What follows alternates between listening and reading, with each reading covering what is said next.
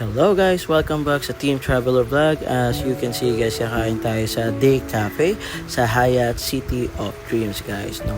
So titingnan natin guys kung masarap ba yung mga pagkain guys. No? So ito yung mga unang pictures ng mga foods na makikita nyo dyan. Ayan. Sobrang sarap pala guys ng dessert nila. No? So maraming variety of foods dyan guys. No? Dahil itong Day Cafe ay sikat ito na buffet na Paranaque. So, masasabi ko dito guys, no, masarap yung mga foods and okay naman, pero for the price kasi guys, medyo pricey talaga dito guys, no, for 3,000 pesos per head, talagang mahal siya guys, compared sa mga regular buffet. Pero take note guys, no, sobrang sarap naman talaga ng pagkain sa Day Cafe Hyatt City of Dreams guys, no. Hindi mo naman siya basta-basta i-compare dyan guys, no, kahit saan. So yun nga lang guys, no, hindi ko na i-video dyan yung roast beef talaga nila guys, na sobrang sarap guys, promise.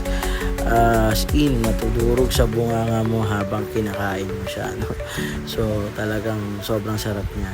Yung dessert, yung cake, masasabi ko guys, panalo. Sobrang sarap. And then ito kaming lahat, no. Actually meron dyan may birthday nung katrabaho ko, si Sir Mike. Siya yung sumagot ng lahat yan. Sana all mayaman guys, no. So ayun guys, no, tamang kwentuhan lang dyan, tapos picture and umuwi na rin naman kami agad. So yun nga guys, no, kung i-rate ko ang Day Cafe, para sa akin guys, for 3,000 pesos guys, no, sulit na sulit naman siya guys, kasi sobrang daming food variety na pagpipilian and lahat masasarap. Yun lang guys, salamat!